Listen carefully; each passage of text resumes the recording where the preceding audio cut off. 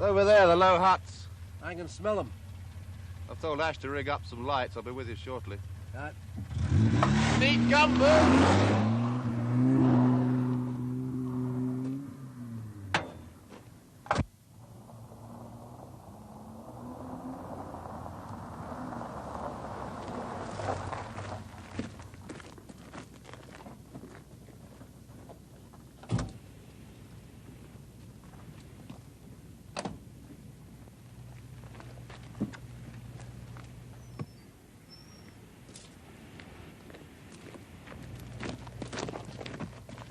Morning, sir. Morning. Oh, good morning.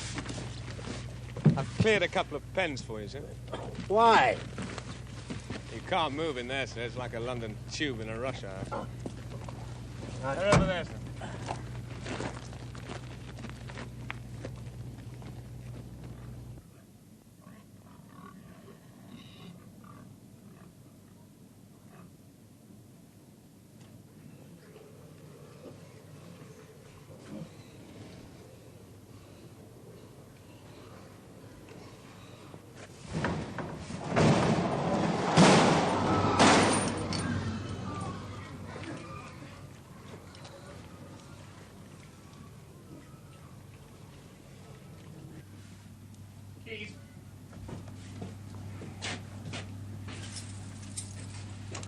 Is this exactly as it was? Yes, Doctor. Door at each end, both padlocked.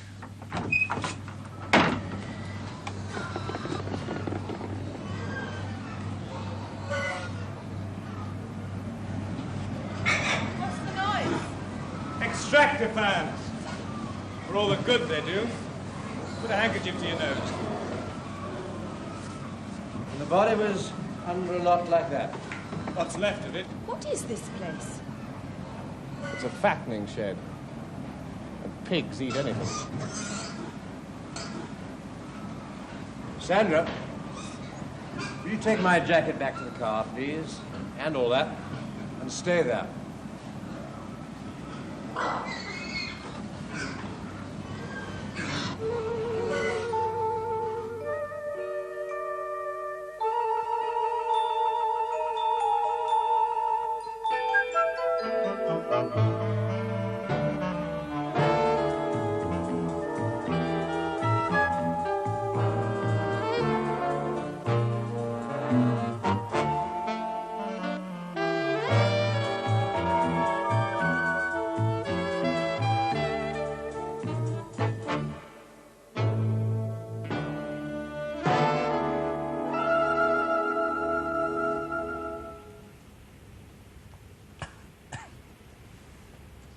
Drink it up.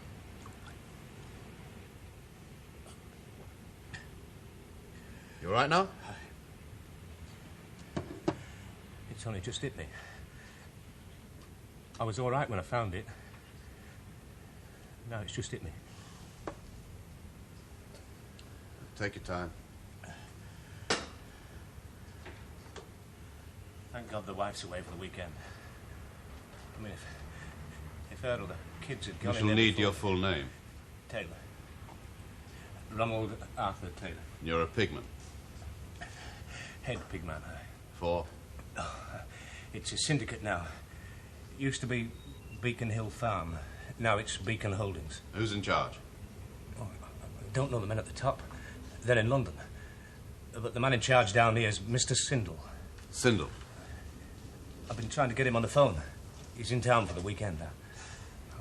I'll call him again. It's all right, we'll do it. I've got his number on the wall in the washroom. At 7:30 this morning, you went to feed the pigs? Yeah, 7:30 every morning. It's first feed. What exactly did you do? Well, same as always. I got the feed and I shoveled it into the barrel. No. From here. Show me now, starting from here. Right. I put on my boots and I put on my overcoat. And then I took the keys. Where do you keep the keys? Over there. Show me. They're over here and nailed by the door. This door is normally locked? Bolted. Not locked. The kids lost the keys. All right, we'll carry on from here as you did. At 7:30 this morning.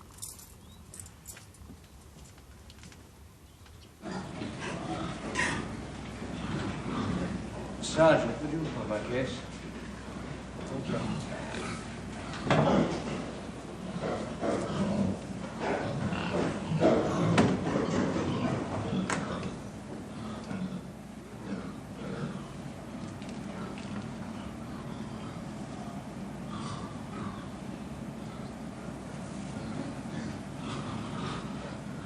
Bring up, fellows.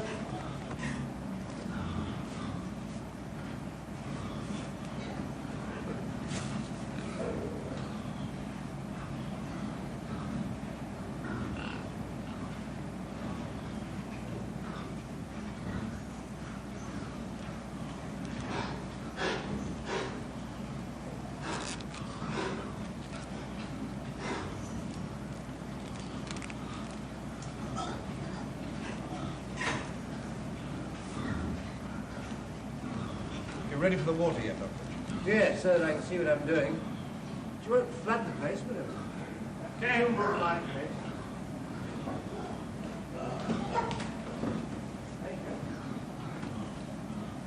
Somebody go down to the farm for a couple of drinks? No, half breath. Then I topped up the barrow with the barley meal and I took it in them sheds. Then what? Well, then I fed them. I mean, when I was shoveling in the feed, that's when I looked into the pens and then I noticed. Just a minute. Before you could feed them, you'd have to get in, wouldn't you? Well, yes, of course. Yes. Right, so you put down the barrow and opened the door. Yeah. Oh, I mean, after I'd unlocked it. You're quite sure you did unlock it? Definitely. Male, height approximately 5'10", age between late teens and early 20s, hair brown, position of body huddled, face down. Thumb and all fingers missing from right hand. Index finger, fourth finger, and middle finger absent from left. Excuse me, Doctor. We've found his watch. You have found A's watch. It was about 5 feet from the body, buried in fodder. Does not necessarily follow that it is his. I grant you it is a reasonable assumption. It was stopped at 1:30. Now, that'd be a help. Not necessarily. He may quite well have forgotten to wind it. You're absolutely certain that you locked up last night? Oh, yes, sir. Definite. At 7, after the evening feed. So from 7 o'clock last night until 7:30 this morning, that's 12 and a half hours, that shed was locked tight? Yes, sir, that's right. Why? What? Why do you lock up your pigs? You frightened someone's going to steal them? Oh, it's special instructions from Mr. Sindall. I've got to lock up on account of the students. Students? From the university. Could be. Nothing you can tell from the clothing? Well, there's precious little clothing left. Pigs are kept in unnatural conditions. To quote your colleague, they will eat anything. And all the personal belongings? Yeah, we've got coins, comb, remains of a ballpoint pen, paperclip, cigarette lighter. Paperclip? Yes, he might be a clerk. On the other hand, I have here what would seem to be the remnants of a scarf. Red, white and black. University colours? Indeed. I understand they raked up mortise lock key after I'd left. Yes, we're checking on that. No sign of a wallet or papers? Not as yet. If your fellows choose to stay around with the pigs until nature takes its course. No idea yet, I suppose, how he died? You have to wait for the PM. Can I rule out foul play? Oh, certainly not on the part of the pigs. I can hardly arrest 160 swine. Now, tell me about this student, will you? Well, I told your governor earlier. There were 2 of them. They come round about a fortnight back. Can you describe them? Oh. There's this girl. She had long, brownish hair. She was wearing trousers, I think. Then there was this bloke. Tell me about the bloke. He had long hair. What colour? brown, too, I think. How old? Couldn't have been more than about 20. How tall? As tall as me? Yes, about that, yeah. How did you know they were students, Well, I've seen them before, didn't I? Did you? Yeah, but by that time, there was a whole bunch of them. When? It was about 2 months back. Ashe. The university, will you? The senior proctor's office. What? I'll try him at his home first. What were they doing? They were trying to let the pigs out, weren't they? What for? Well, don't ask me. Nothing better to do, I suppose.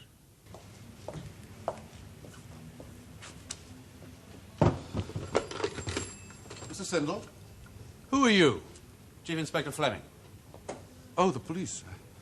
I was just about to call you. Why? Well, my wife has just given me a very garbled account of this dreadful business. I wanted to find out what was happening. Just got back from town, have you, sir? Yes, 10 minutes ago. When did you leave for town? Saturday afternoon. Where did you stay? In West Kensington. An hotel? Why do you need to know that? Which hotel, sir? The Royal Lincoln. What was the purpose of your visit? I had to make a report to the accountants. On a Sunday?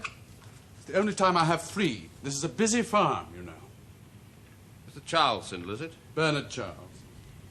Thanks. Look here, I'm not in the dock, you know. When investigating a suspicious death, we don't get too much time for pleasantries, I'm afraid, sir. You don't think it's a murder, do you? How many sets of keys are there to the pig-fattening sheds? 2. Taylor, your pigman, has one set. Who has the other? I do. Where do you keep them? In my desk. Check if they're still there, please, sir. Yes, of course.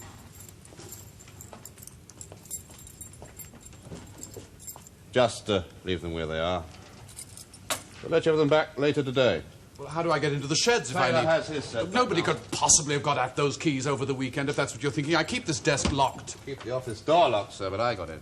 Well, I assume that my wife let you in with my spare set. Well, then perhaps you could have got into the desk as well. What are you suggesting? Nothing at all, sir. I'm just pointing out that people overlook things.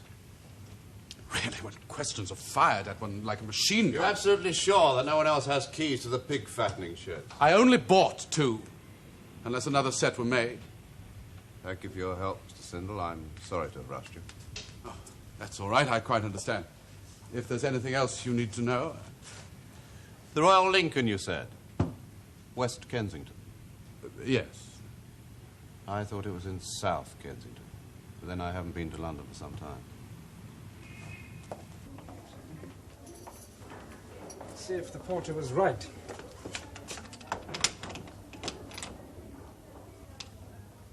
Yes, I'm sorry to say he was. Oh, Maitland, would you go downstairs and ask Professor Creasey to come to room 37 as quickly as he can, please?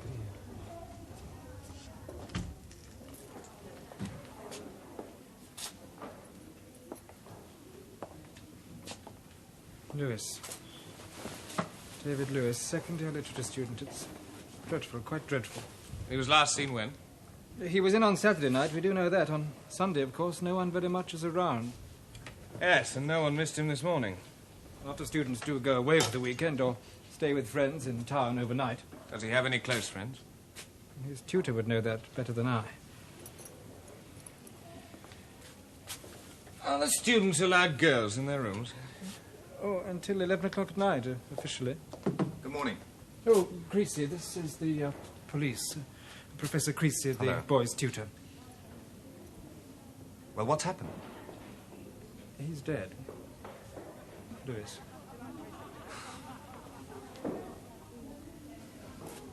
Was it suicide? Well, we've no reason to think so, sir. Why do you ask? He has attempted it before. Has he? Yes. When? Midsummer term, about 6 months ago. How?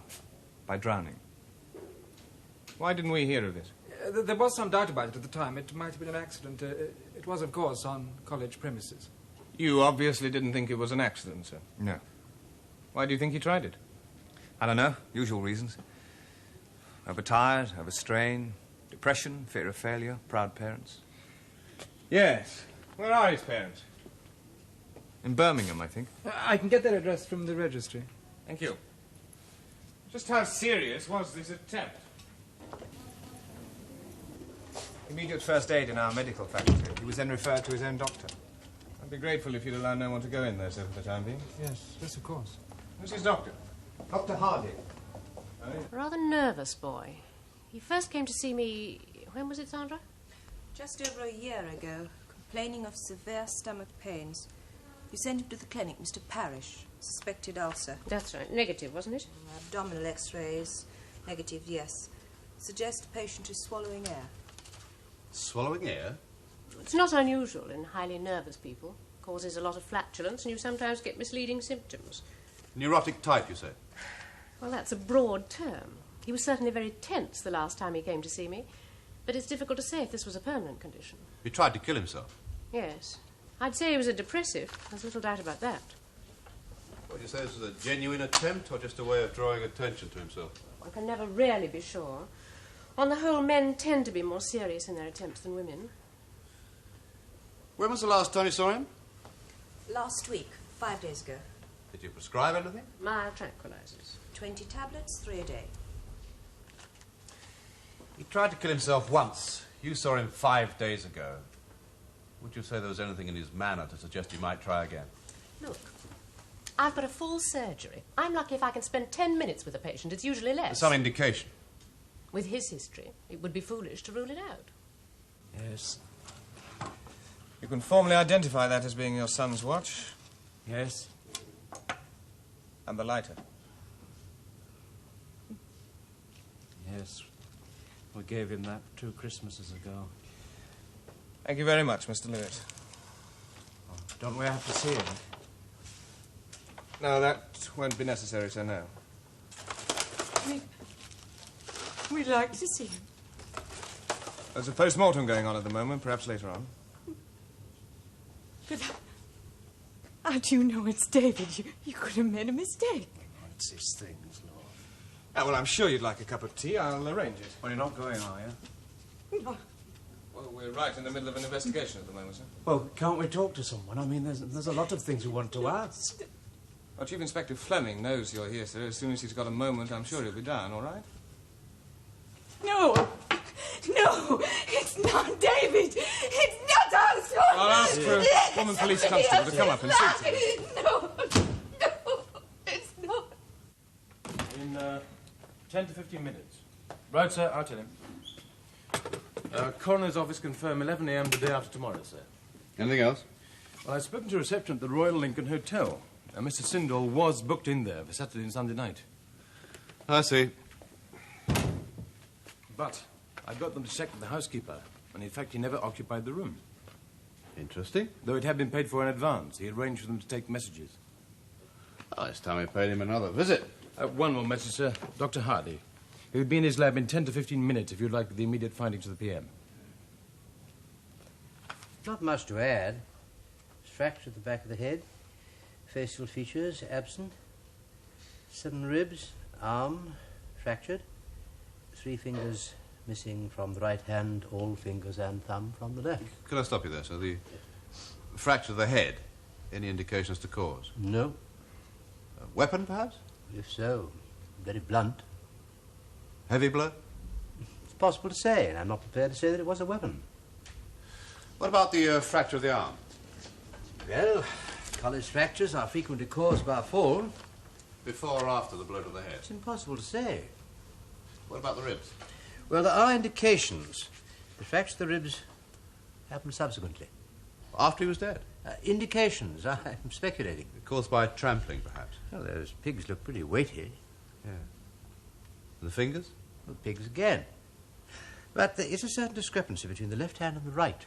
Yes. Both hands appear to have been savaged, but the right hand has a much cleaner cut than the left, as though with an axe or a knife. And the time of death? Let's say between 10 o'clock last night, 2 o'clock this morning. You can't be more exact, sir. No. Well, at least we've established he died in that shed. Nobody else had you in mind. He died somewhere else and was brought into the shed for disposal. Well, it never had been complete disposal if he'd been there for a week. Enough to make your job difficult, though. Indeed.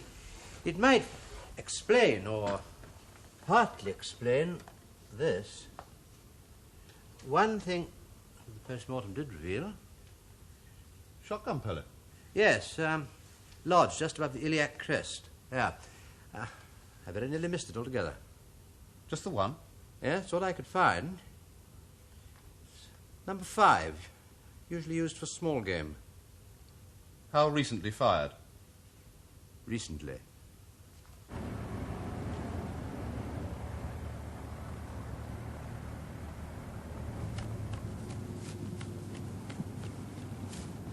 Well, do they know what they're looking for? Well, number 5 cartridge, sir. Recently fired. Also, better check all the walls of the farm buildings for pellet marks. Now, where's the local lad? Moss? Now, the CID want to check your firearms register. Oh, well, I know it by heart, sir. Colonel Gates has a 12-bore, Dick Bennett has a 12 and 16-bore, the local farmers, Mason and Trevanham, both have 12s, Mr. Sindall has a 12, and Crossley, the publican, has a 410. What about the pig man? Ron Taylor, no. You're sure? Well, if he hasn't registered it. And about Mr. Sindall? Oh, he uses it for rabbits. Not that he could hit one if it stood up and begged.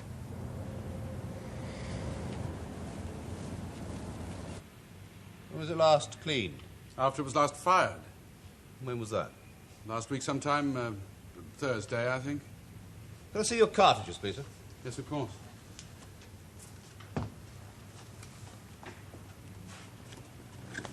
Bit heavy for small game, aren't they? I thought you'd use a number 5. Well, I occasionally have a go at the odd fox. Don't make it too popular with the local hunt. I'm not exactly the most popular man in the district anyway. Explain. This is an old-fashioned farming community. Our methods don't appeal. Factory farming. Yes, the fact that we employ local men at bonus rates so they earn twice what they ever earned before is conveniently ignored. I hear you're not too popular with the university students either. A bunch of long-haired kids and a few old women from the village who've got hold of the fancy notion that a pig is brimming over with happiness, rooting about in a filthy farmyard in the freezing cold, watching its litter decimated by disease and suffering unnamed tortures if you keep it in a heated shed and feed it properly. So they've been demonstrating? Yes, a couple of times. What was your reaction? They were trespassing. I saw them off. With this? I had it with me, and I made sure that they saw it. Though, of course, I never used it. Not even last night? I've already told you I was in London last night, and the night before. At the Royal Lincoln, South Kensington. Did it occur to you that we'd check? I don't know why I'm being interrogated in this manner. I'm questioning everyone who might be able to help, Mr. Sindall. That's my job. And you're not helping me by telling me lies. Oh, very well. I was not in London for the weekend. I was in Leamington. Can you account for your movements in Leamington? If necessary. It is necessary. Look, if you think I had anything to do with the death of this damn fool... Stop wasting my time. I can account for his movements. What my secretary Your means... Your secretary will explain what she means by herself, without you being present. Feeling a little better now? Yes, thank you very much. I'll give you a few to take away with you. If you feel you need any more, have a word with your own doctor when you get home. Thank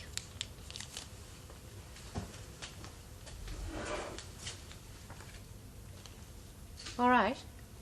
Doctor, I wonder if we could have a word with you. Yes? Well, the thing is, I mean... Well, they're all so busy down at the police station. You can't talk to anyone, really. I mean... Well, I understand, but it's as though we didn't count. What did you want to ask? Well, it's not so much to ask, just somebody to talk to for a minute. Well, we know you're busy, too. We didn't mean that. It's such a shock to us. Yes, of course. We're not important people, you see. We just run a shop, confectioners. But David, he was clever. Very clever. We were so proud of him when he got the A-levels. We only have the one child, you see. Now, what exactly do you want to say? Well, last summer, when you had that accident, you wrote to our doctor, you remember? It was an accident, wasn't it? Not what they thought. He'll have been home for the vacation since then. Didn't you ask him? Well, he wouldn't talk about it. Ever since he went to the university, it's been very difficult to get through to him, really. We're Catholics, you see. It's important to us. Important for your peace of mind, you mean? Oh, no. No, there'll be no peace of mind for us, not for the rest of our lives. But for him. He's dead, Mr. Lewis. Yes. That's what we mean. Is he also a professing Catholic? He said not anymore. That was just the university. It was the people he mixed with. In his heart, he was. So we brought him up. Anyway, in the sight of God. It was murder, wasn't it? Well, only the police can say that when they know. Must have been. That's the solution you want, is it? I don't know. I don't even know what I'm saying anymore. There was no note, was there? I'm told the police haven't found one yet. There may have been something in the diary. Oh, he kept a diary, did he? Yes, ever since he was 11. He was very meticulous about his diary. Have you told the police about this? No, I forgot about it early this morning. Well, I'll run you over there now. You're sure he hasn't left it at home? Oh, no, he always had it with him. He'd never have left it for us to see. Skull, depressed star-shaped fracture of the right frontal bone, small extradural hematoma and some superficial laceration of the brain surface. The fracture is consistent with a fall and a hard surface. The forearm fracture is... Damnation.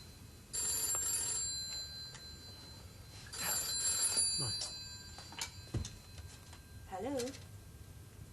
Oh, I'm sorry, he's out. Right. Do you read it that way? Skull depressed No, just the last star-shaped... sentence. The forearm fracture... No, that should be another heading, the one before that. The fall is consistent. John, the skull you busy? fracture is... Yes, I am busy. Packing my equipment. Moving my laboratory to the Bass Rock. Oh. I wondered if you got time to take me out to lunch. Now, what's the time? It's 1:30 and you've had no breakfast. I am aware that I've had no breakfast. All right, I'll get you something. I'll go. Thanks. I have a message for you from Fleming. Now we have it. Now, he does have a problem. Not be helped by feeding him with ill-digested scraps of information. If you could set his mind at rest as to whether or not he has a murder hunt. Apparently it's a question of whether he asks the county for extra police. He's regarding it as a murder hunt. Well, why not? Well, there seems to be some suggestion that it might have been a rather elaborately arranged suicide. With a shotgun pellet in his backside? Well, that wouldn't have been the cause of death, would it? Improbable. In fact, it was probably quite incidental. Or don't you think so? Whose idea is this? Suicide? Partly mine. Based on what evidence? Some knowledge of Lewis's mental state, and a brief acquaintance with his background through talking to his parents. Anything else? Call it intuition, if you like. I call it a blind alley. You know the spread, don't you? 20-inch diameters if it's 20 inches. That's if it's full choke. For a half choke, deduct a quarter of the diameter of the spread and you'll be near enough. Yeah, depending on the age of the gun. Right. The statement of Mrs. Jean Marshall, Sindall's secretary. Mrs.? Yes, sir? Where's her old man? Air steward. Oh, Frank. Yes. Just had a call from the farm. They found a number 5 cartridge in a spinney about a quarter of a mile from the sheds. Maybe someone potting at vermin, but at least it's fresh. You better get down there. Right. Then get hold of the local lad and check over those shotgun license holders. Right. Oh, one other thing, the boy Lewis's room, you turned that over, didn't you? Yes. Thoroughly? Twice. Second time with a fingerprint officer. And found no diary? No. Anywhere else in the college you might keep private property? No, I checked.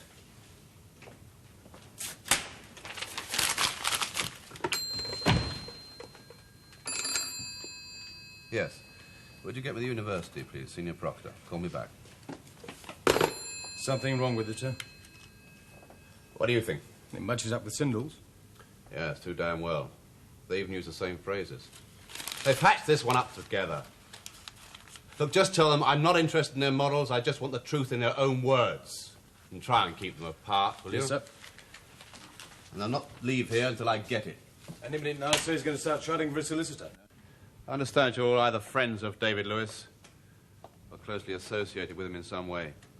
I take it you all know what's happened, and I'm sure you all want to help. In particular, we're trying to trace his movements yesterday afternoon and evening. Were any of you with him during that time? I take it that none of you were. Did he indicate to any of you where he might be going on Sunday? Or for what reason? Shall we split him up, sir? In a minute. Did he indicate to you? How do you mean indicate? Did he tell you? Tell me? Yes. No. Or you? I wasn't in college Sunday. Did any of you see him leave the college? Take that as meaning no. All right. Did any of you take part in the demonstration against factory farming during the summer term? Yes, I did. Anyone else? Yes. You? Not my scene. I understand there was a second demonstration. A smaller one, yes. 3 weeks ago. And David was at both. Yes. He was concerned about this, was he? Of course, it's vile. Was there any arrangement made for a third demonstration to follow up? We talked about it. It's all cooled down this term. First there's the Vietnam thing, then the South African thing, then there's a Cambridge thing, some are on the Russian writers thing. Busy time. Mad. Do you think it at all possible that David went back to demonstrate on his own yesterday? How can you demonstrate on your own? Why not? Well, because then it's not a demonstration. It's a solipsism. Dave was a solipsist. A lone wolf, you mean? He blew and he blew and he blew that house down. And then all the little pigs went to live in a house made of bricks. The boy's dead. Well, what's that to you? Today's job? Find the villain. And what's tomorrow's job? Beat up a few students. What was he to you? A friend. How close? How close is close? You know he kept a diary? Yes. It's no longer in his room. Do you know who has it? I have. How'd you get it? He gave it to me. When? Saturday evening. Why? Because I asked to read it. I'd like to see that diary. Why? It's his private diary. I promised him no one else would see it. Go with her. Come with me, please. What's the point? You wouldn't understand it. I'll judge that.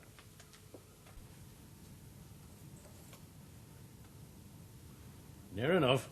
Get out of it. Where were you on Sunday evening? Down the plough playing darts. And there was a dozen of us there to prove it. And in the afternoon? In my shed. Later on, I took a stroll down, look at the pheasants. What time was this? Between 4 and 5. Your estuary runs out more than half a mile from the piggery. What of it? Look, how many times over the years have I warned you about firing that I ain't gun fighting up at nobody. people? Except when I was disturbing my broodies. And it was Alice over their heads. Mr. Bennett, I must ask you to accompany me to the Central Police Station to answer a few questions. What are you on about? You can't tell nothing from that. Any pin'll hit the primer in the same spot. Unless it's out of true. Yours is. Well, this looks more promising. I don't know. Haven't read it yet. You'll summarize it for me. Joe? Been driving me mad all the morning for my report. Now he's got it, he hasn't got time to read it. Cause of death? Yes, down to multiple causes.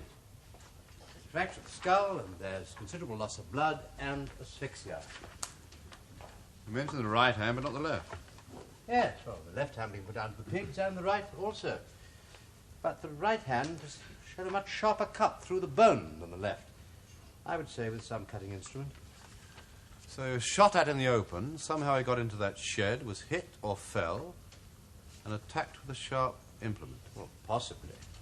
If he had a shotgun pellet in him, why didn't he go to hospital? He'd still be able to walk, wouldn't he? When he felt a sharp sting, plenty of flesh there to absorb it. Did you find the diary? Yes. Yes, all the good it did me. It's all Greek to me. Russian, actually.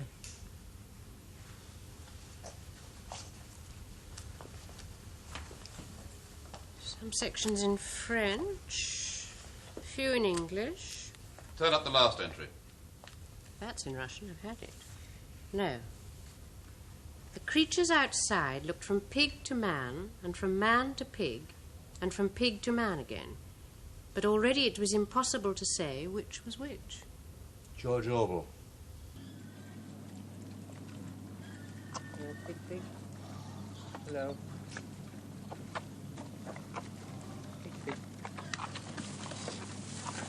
Look here, Bennett. I could handle me name. He was talking to the Colonel, be yes sir, no sir, 3 bags full, sir, wouldn't it? With me, it's look here, Bennett. Mr. Bennett. That's better. Nobody's accusing you of murder. I should bloody well hope not.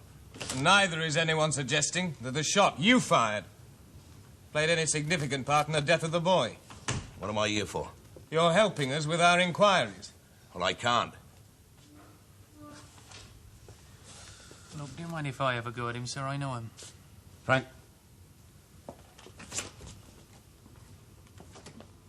Sir?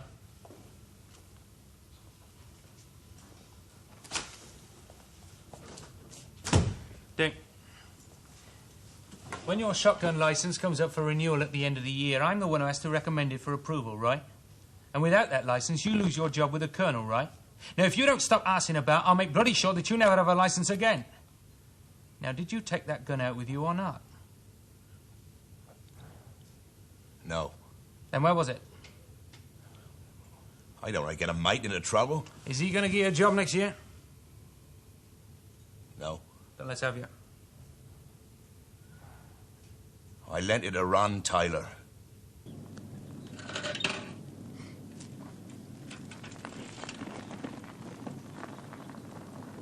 No, they're scraps, really.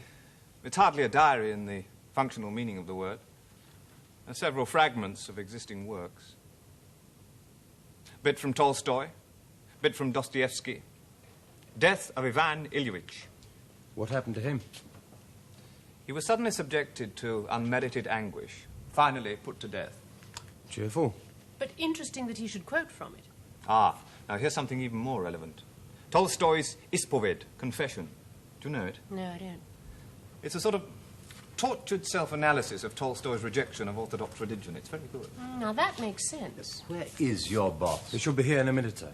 John, Professor Creasey, We have met. we're trying to find a clue to Lewis's behaviour. You're still on that, are you? There's a bit from Bergson on perception. Several fragments from Rimbaud. De règlement de tous les sons. Yes. The need to submit to every kind of experience. Now, if this involves identification... And Rimbaud also dies rather nastily. Yes. But in Ethiopia. What about Verlaine? Dans le vieux porc, solitaire et glacé, deux spectres ont évoqué le passé. John. Anything in there to suggest he was going to do himself in? No, there are no last notes, if that's what you mean. But a distinctly morbid personality, riddled with guilt, which presumably comes from trying to reject his Catholic upbringing. Yes. On the other hand, one shouldn't pay too much attention to this little anthology.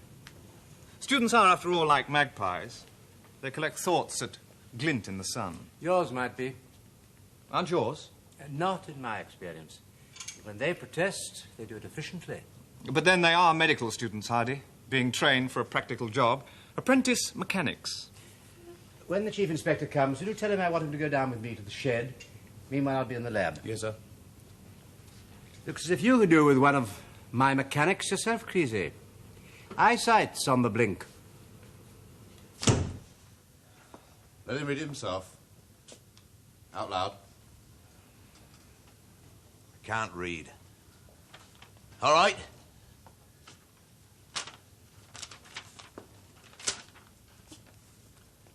Three o'clock Sunday afternoon, I was in my shed. Ron Taylor come to me and said, can I have an end of your 12-bore? I've just seen a couple of them bloody students round the sheds. I'll let you be back after. This time I'm going to scare the bloody daylights out of them. So I'll give him my gun and cartridge. About 6 o'clock he come back. Give me the gun and said, sorry I've been so long. But darn me, one of them come back a second time. We didn't half make them jump. We? Well, I didn't know he'd been hit. I thought the bullet had gone wide. You said we. Who was with you? You don't have to take the rap, Ron. I said, who was with you? Mr. Sindall. And who fired? You or him? Well, he did. He borrowed the gun off me. Right. Now, first of all, you saw 2 students. Aye. That was about 2:30. But when they see me, they make a run for it. Well, then the other one come back on his own about 5 o'clock. And that's when Mr. Sindall fired? Yes. Right, Frank. Let's have the students back. I want an ident parade. You can have it one of 2 ways, Mr. Sindall. Either you tell me exactly what happened and who fired, or I'm going to get your wife in here and we'll have a bull session over that weekend of yours. Whichever way you want it. I was only trying to protect... Oh, for heaven's sake. Last Sunday, you were at this woman's place in Leamington, correct? Yes. Right. Go on from there. And I telephoned the hotel in London to see if there were any messages, and they said a Mr. Taylor had just called. So I rang Ron Taylor directly. He said the students had come back again, so I said I'd come over. And when I got there, he had a shotgun. So we went down towards the sheds, and then we saw Lewis. What was he doing? Well, he had a heavy wrench in his hand. He'd taken it from the store shed, and he was obviously about to force the padlock. Well, I shouted, and he ran from us, and we ran after him. And when we got to the spinney, I took a pot at him to see him on his way. Well, he didn't stop. I didn't think I'd hit him. Then what happened? And I told Taylor to keep a sharp eye out because Lewis seemed to be a persistent devil, and then I went back to Leamington. That's all? As far as I'm concerned. But it appears he must have come back a third time.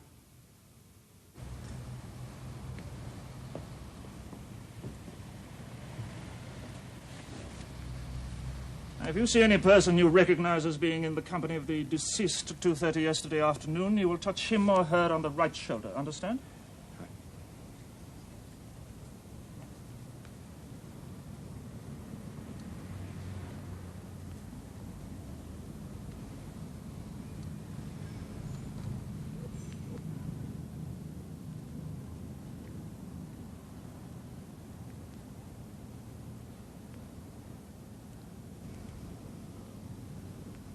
The rest of you may go now. Of course I can't explain the physical circumstances. I'm not trying to. But there's a lot of case history on this. People sometimes go to the most extraordinary lengths and use the most ingenious devices, as you well know. The last time he jumped in the river, he'd done that again. But jumping in the river clearly hadn't worked as far as he was concerned. He therefore felt the need to pay a higher tribute to assuage his sense of guilt. Excuse me. Blood group A. Both specimens? Yes. Right. And now you can type out my rider, the coroner. I had to go down to that farm once, and I asked to see inside the sheds out of curiosity. It's revolting, an obscenity. I quite agree.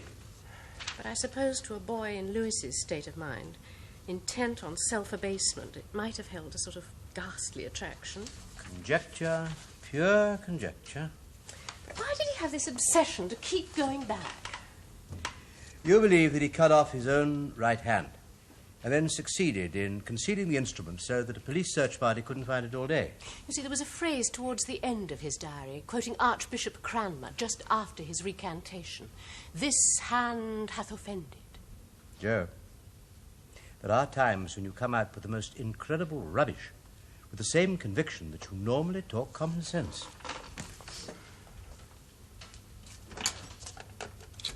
Well, how did he get into that shed, anyway? Probably somebody locked him in. Hello. Can I have Chief Inspector Fleming's office, please? If he didn't get in there of his own free will, why didn't he try to get out again? Perhaps he did. Well, he was quite a strong lad. Aren't there any signs of it? Hello. Fleming, when are you coming down to the farm? I'll go on ahead. You know, you are right about one thing. What's that? The hand. It was his idea. I didn't want to go, but, well, he had a thing about it. Well, what did you intend to do? Let them out. What good would that have done? They've only put them back in again. I had a camera. I was going to take photographs for the student magazine. Ah. So it was a publicity stunt. Call it that if you like. We wanted to draw attention to it. Well, at least I did. And David? He wanted to go further. Let them out and set light to the shed. It was a bit of a cause célèbre with him. Anyway, when we saw this chap charging around with a gun, I'd had enough. We went back, had a coffee in the town, then we quarrelled about it and I went back to college. And you had no idea that he was going back again? I didn't think he'd be so foolish. He'd know someone would be watching out. And why am I hearing this for the first time? Well, what difference would it have made? About 5 hours intensive inquiries for a start. Do you know withholding evidence is a punishable offence? Then you better lock me up, hadn't you? I may well do that. Frank, take her downstairs. I shall want a full statement from you, and you'll be required to give evidence in the coroner's court tomorrow. One more thing. You had a wrench with you belonging to the farm. What happened to it? It's still in my car. Right, book of our larceny at the same time.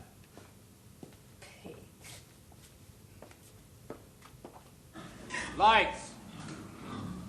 Now, the fragments of tissue there, inside the extractor. And the blood stains inside the blades. They're the same group as the boys. All right. Well, you can switch the thing on again, if you like.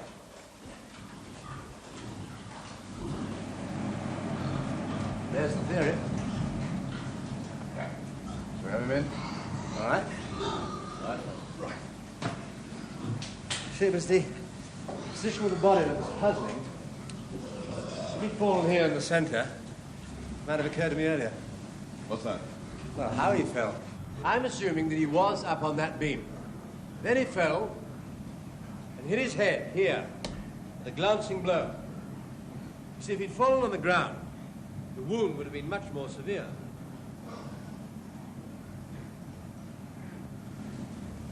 Yes, if he'd remained in the gangway, he probably would have survived. But of course, the electric light switch is outside, isn't it? Yes. So he couldn't see what he was doing or where he was going. His cigarette lighter was empty. Can't have lasted for long. Probably just long enough for him to be able to clamber up onto that beam in order to try and get out by that skylight. And then, probably clutching for support, he put his hand into the fan extractor and lost his fingers. So, fractured his head and his arm. He was probably still conscious and able to crawl about a bit, still trying to get out, until, beneath the weight of the pigs, he died.